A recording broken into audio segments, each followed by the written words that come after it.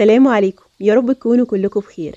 قبل اي حاجة خالص احب اشكركم كلكم من قلبي، كل المتابعين واخواتي واصحابي اللي كانوا بيسألوا عليا في فترة العزل. بجد مش قادرة اوصف لكم قد ايه دعواكم فرقت معانا كلنا. بعد 10 ايام عزل في البيت ما خرجناش للشارع خالص، وتقريبا يعني كنا عايشين على الشوربة. فدخلت المطبخ وقررت بقى اني اكافئهم واعمل حاجة مميزة قوي. اول حاجة جت في بالي تارت الكاسترد البرتغالي.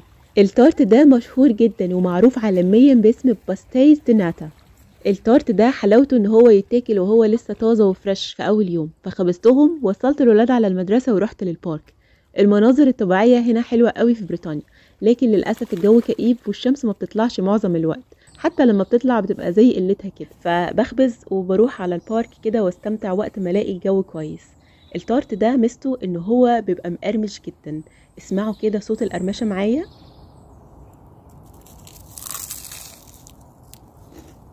يعني قرمشة. ومن جوه بيبقى مليان كده بكاسترد طري، وعلى الوش بيكون طبقة كده زي الكريم بروليه. فهو كده يعني سيمفونية من النكهات. تاخد قطمة مقرمشة مع الكاسترد الطري، والوش المحروق سنة ده بيبقى يجنن حرفيا، طعمه حلو جدا. ويتقدم كمان مع رشة سكر بالقرفة. انسوا بقى العالم كله. طولت عليكم، يلا بينا نبدأ. هنحتاج لكوباية من دقيق جميع الأغراض أو 130 جرام، عليهم ربع معلقة صغيرة من الملح، يعني 1 جرام. ونقلبهم كويس. وعلى الدقيق هنضيف تقريبا تلت كوباية من المية الباردة، يعني 80 ملي من المية. ونقلب كويس كده بمعلقة خشب لحد لما العجينة تلم معانا، وتلاقوها كده بتسيب الجوانب بتاعة الطبق. هي لازم تكون بتلزق بالقوام اللي انتوا شايفينه. هنرش بقى الكاونتر بشوية دقيق كده، ونعجن العجينة بتاعتنا حوالي دقيقة أو 2 علشان تتشرب كويس من المية، وفي نفس الوقت تاخد شكل كده مظبوط. وبإيدي هحاول إني أخليها على شكل مربع قدر الإمكان، علشان ده هيساعد في التشكيل وقت ما أجي أشكلها بعد شوية. هغطيها وهسيبها ترتاح من 10 دقايق لربع ساعة. بعد ربع ساعة عجينتي الحلوة كانت نامت وارتاحت.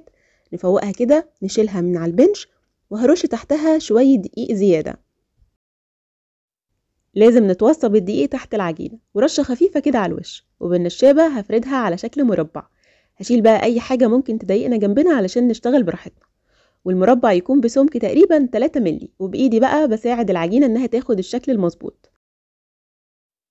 هنكون مجهزين نص كوباية أو 120 جرام من الزبدة الطرية، ويكون غير مملحة. بناخد تقريبا أقل من تلت المقدار بتاع الزبدة، حاجة بسيطة. بنسيب كده سنتي أو سنتي ونص من طرف المربع، ونبدأ نفرد الزبدة الطرية بالشكل اللي انتوا شايفينه كده، نقط نقط نقط كده. وبفرده بالراحة خالص على تلتين مساحة المربع، وبسيب تلت من غير ما يكون عليه أي زبدة. بستخدم بنش سكريبر أو سكينة عريضة كده، واسلك العجينة واخد التلت اللي معلهوش زبدة، واتنيه لحد ما يوصل تقريبا لنص المربع. شيل بقى أي كده دقيق زيادة، وبرده الفرشة تكون خفيفة. واتني الجزء اللي عليه زبدة على الجزء اللي انا لميته اوريدي، ويبقى عندنا كده مستطيل. برضو بالبنش سكريبر هقوم مسلكة العجينة واتنيها واقلبها على الناحية التانية.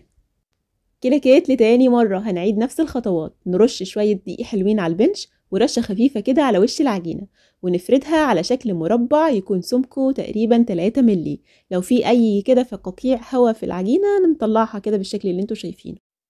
وبناخد أقل من تلت مقدار الزبدة، حاجة بسيطة، ونفرده على تلتين مساحة المربع. ونسيب زي ما انتوا شايفين سنتي كده من الطرف، وبالراحة خالص علشان العجينة ما تتقطعش مننا. هنطبق العجينة بنفس الطريقة الأولانية. بتني كده الجزء اللي معلهوش زبدة، وطبعا البنش سكريبر بيساعدني جدا. أشيل بقى أي دقيق موجود على العجين، وطبق الجزء التاني، يبقى كده عندي زي ظرف. العجينة بتلزق، فأنا هرفعها برضو بالبنش سكريبر أو بسكينة عريضة كده عندنا، وادخلها التلاجة علشان ترتاح تلت ساعة تتماسك بس شوية. تقدروا تكملوا على طول، بس أنا بفضل إن أريح العجينة شوية قبل ما أكمل شغل بيها. كلاكيت بقى تالت وآخر مرة. بعد ما خرجت من التلاجة فردتها على شكل مربع برضو، والنشابة بتاعتي كانت نوتي قوي، ما كانتش عايزة تقعد مكانها. بعمل الأدوات بالظبط كأنهم أصحابي. بالبنش سكريبر كده أو سكينة بشيل الزيادات، وخلي شكل المربع كده مظبوط وابن ناس. المرة دي بقى هنفرد الزبدة على كل المربع، ونسيب تقريبا 2 سنتي دول هنبلهم بالمية، ونبرم بقى برم مظبوط كده ونضغط كويس علشان ما يبقاش فيه فراغات. هنبرم من ناحيتنا لحد ما نوصل للطرف اللي احنا بلينه بالمية. وطبعا الطرف المبلول ده وظيفته انه هيلزق في العجينة وما يخليش الاسطوانة بتاعتنا تفك. انا عارفة ان في بعض الناس اللي بيحبوا الحلول السريعة وملهمش وقت ولا بال في المطبخ، فاحنا ممكن نستعمل البوف بيستري الجاهزة. طب يا داليا، ايه لزوم الغلبة بقى كلها طالما ممكن نستعمل البوف بيستري؟ لا طبعا، العجينة الأصلية أحلى بكتير وبتقرمش قوي، وهوريكم الفرق في الآخر.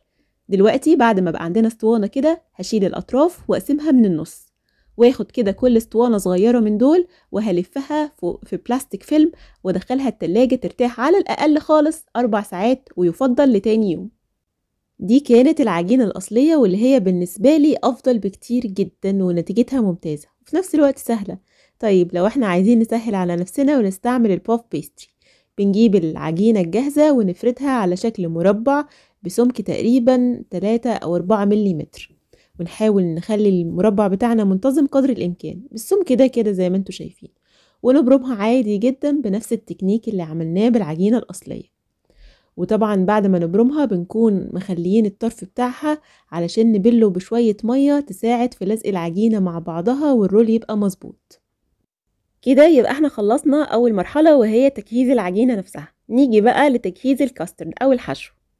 حشوة الكاسترد هنجهز ليها الأول السيرب، 3/4 كوباية من السكر ودول 150 جرام، هنضيف عليهم تلت كوباية من المية أو تقريبا 70 ملي. الوصفة التقليدية في البرتغال بينكهوا السيرب بقشر الليمون، يعني قشر ليمونة كده كاملة، يعني خدته كله هوت والليمونة بقت زي الفل. هنضيف كمان يعني عود قرفة، ممكن نستبدله بربع معلقة صغيرة من القرفة. هرفع السيرب على النار ومش هنقلبه خالص، هنسيبه كده ومش هنيجي جنبه. ممكن ان احنا نستغني عن كل المنكهات دي لانها في الاخر حسب الذوق. هنسيب السيرب يغلي على النار لحد لما السكر كله يدوب وحرارة السيرب توصل ل100 درجة مئوية، يعني سيبوه يغلي على النار دقيقة أو 2 لحد لما السكر كله يدوب. هو كده بقى جاهز، هرفعه من على النار وهسيبه يهدى شوية، وفي الوقت ده بقى هكمل باقي خطوات الكاسترد. في حلة هنضيف 1.5 كوباية من الحليب البارد يكون كامل الدسم علشان يدي نتيجة أحسن، وعليهم هنضيف تلت كوباية من الدقيق، دول تقريبا 42 جرام، ومعاهم ربع معلقة صغيرة من الملح، ونقلب كل ده بقى كده على البارد. هنرفعه على النار ونفضل نحركهم كده باستمرار لحد لما يتقل ويبقى زي البشاميل. في الوصفة الأصلية هما بياخدوا كمية صغيرة من الحليب يدوبوا فيها الدقيق، وبقية الحليب يسخنوه وبعد كده يضيفوه على الدقيق، يعني غلبة كده، فاحنا بننجز وبنقلب كله مع بعضه. هما في الغالب بيعملوا كده علشان ما يفضلوش يقلبوا في المقدار طول الوقت وهو على النار. عموما بعد كده هنضيف عليهم السيرب اللي احنا عملناه في الأول ونقلبهم كلهم كويس جدا، ده قوام السيرب زي ما انتوا شايفين كده. هنركنه برضو شوية على جنب على بال ما احضر صفار البيض. هنستخدم 6 من صفار البيض، وأسهل طريقة علشان نفصل بيها الصفار عن البياض إن احنا نستخدم الوصفة الرباني، هنستخدم صوابع ايدينا بالشكل اللي انتوا شايفينه. في حكاية ظريفة قوي على التارت ده، وهو ان هما في البرتغال يعني من 300 سنة فاتوا كانوا بيستخدموا بياض البيض ان هما ينشوا بيه الهدوم، فكان بيبقى عندهم كمية كبيرة من صفار البيض واخترعوا الوصفة دي مخصوص عشان يستخدموه. عموما بياض البيض اللي هيبقى ممكن نعمل بيه مرنج او كريمة زبدة يتشال في الفريزر او نعمل بيه اومليت. عموما الخليط بتاعنا بقى دافي دلوقتي، ممكن اضيف عليه صفار البيض بامان، ما ينفعش اني اضيفه والخليط لسه سخن، لازم يكون درجة حرارته دافية عشان ما نطبخش صفار البيض. ونقلب بقى الكاسترد اللذيذ الجميل ده ونضيف عليه معلقة صغيرة من الفانيليا. ممكن تضيفوا مع الفانيليا ربع معلقة صغيرة من نكهة الليمون للناس اللي بيحبوا طعمه. وبعد كده نصفي الكاسترد علشان نتخلص من اي كتل تكون اتكونت فيه، وكمان نتخلص من قشر الليمون والقرفة، ويبقى عندنا كاسترد ناعم وحريري. ممكن ان احنا نجهزه قبلها بليلة ونشيله في التلاجة. العجينة بتاعتي جاهزة، انا كنت مجهزاها من بالليل، وكل اسطوانة هقسمها ل6 قطع تقريبا في حدود 3 سنتي، لان انا عارفة مقاس الكب كيك اللي انا هستعمله، فعارفة ان هنا هقطعهم بالمسطرة كده كل واحدة 3 سنتي. لكن لو انتوا اول مرة بتعملوا فهنقيس الاول قطعة في الكب كيك بتاعنا ناخدها بعد كده، وممكن تبقى جايد على ان احنا نقص بيها باقي القطع بحيث يبقوا كلهم حجم واحد، يعني في رينج كده من 2.5 ل3.5 سنتي او من انش ل1.5 انش. بصوا على منظر الدواير العجين والزبدة اللي هتديني قرمشة تجنن. هندهن قوالب الكب كيك بطبقة خفيفة من المادة الدهنية ونحط قطع العجين بتاعتنا. طبعا هي دلوقتي باردة من التلاجة فهنسيبها ربع ساعة. ببل صوابعي بمية وابدأ اشكل القطع بتاعة العجين. من النص هضغط بالإبهام لتحت، وبالإبهام والسبابة ببدأ تدريجيا كده أسحبها لحد أطراف القالب. بالشكل ده كده بفضل أسحبها لحد لما تطلع على جوانب القالب بالراحة خالص.